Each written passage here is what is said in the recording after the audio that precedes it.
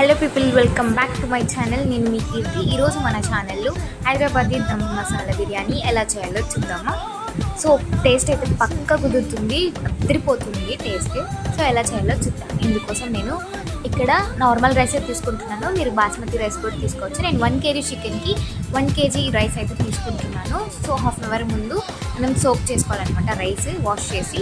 So దానికోసం మనం tomatoes, onions కూడా సన్నగా తరుక్కోవాలన్నమాట. కొంచెం ఆనియన్స్ ఎక్కువే తరుక్కోండి, ఎందుకంటే ఫ్రైడ్ ఆనియన్స్ కూడా మనకి కావాలి కాబట్టి. సో ఇప్పుడు ఫస్ట్ చికెన్ని మ్యారినేట్ చేసుకుంటాం. చికెన్ని బాగా వాష్ చేసి అందులో పసుపు, ఉప్పు, కారం, ధనియాల పొడి, అలాగే కొంచెం కర్డ్, నిమ్మరసం, పుదీనా, కొత్తిమీర, చికెన్ మసాలా పౌడర్ కూడా యాడ్ చేసుకోండి. కస్తూరి మేతి కూడా యాడ్ చేసుకోండి. గ్రీన్ చిల్లీస్ కూడా కట్ చేసుకోవాలి. ఇప్పుడు ఒక పెద్ద బాండిల్ పెట్టుకొని అందులో ఆయిల్ వేసి మనం సన్నగా కట్ చేసుకున్న ఆనియన్స్ అనేది వేసి రెడ్ బ్రౌనిష్ కలర్ వచ్చేంత వరకు మనం వేయించుకోవాలన్నమాట. ఇక్కడ మనం ఫ్రైడ్ ఆనియన్స్ కోసం వేయించుకుంటున్నాం. సో అడుగు మాడకుండా మనం ఫ్రై చేసుకోవాలన్నమాట. సో బ్రౌనిష్ కలర్ వచ్చేంత వరకు మనం ఫ్రై చేసుకొని పక్కన పెట్టుకోవాలన్నమాట.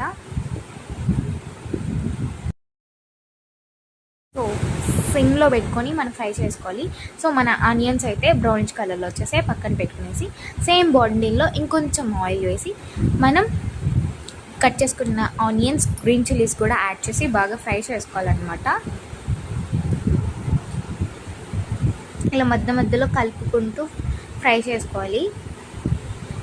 మీ దగ్గర ఉండే బిర్యానీ ఇంగ్రీడియంట్స్ కూడా వేయండి. నేను కొంచెం పెప్పర్ వేస్తున్నాను. మీ దగ్గర ఉంటే బిర్యానీ స్పైసెస్ కూడా వేసుకోండి. తర్వాత జింజర్ గార్లిక్ పేస్ట్ కూడా వేసుకోండి. జింజర్ గార్లిక్ పేస్ట్ ఎక్కువ వేసుకోండి. నేను ఇక్కడ 3 స్పూన్స్ అయితే వేస్తున్నాను.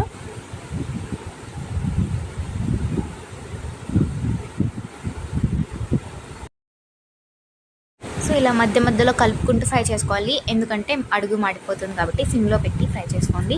అలాగే మనం కట్ చేసుకున్న టమోటాలు కూడా వేసి బాగా ఫ్రై చేయండి. సో టమాటాలు అనేది మెత్తబడేంత వరకు మనం లిడ్ క్లోజ్ చేసి వేయించుకోవాలన్నమాట. సో సో మధ్యలో అడుగు మాడకుండా మనం బాగా ఫ్రై చేసుకోవాలన్నమాట. టమాటాలు అనేవి మెత్తగా మగ్గిన తర్వాత మనం మ్యారినేట్ చేసుకున్న చికెన్ని కూడా యాడ్ చేసుకోవాలన్నమాట. సో చికెన్ని కూడా యాడ్ చేసుకొని బాగా ఫ్రై చేసుకోవాలన్నమాట. ఈ మసాలా అనేది ముక్కలకి బాగా పట్టేంత వరకు మనం కలబెట్టుకోవాలన్నమాట.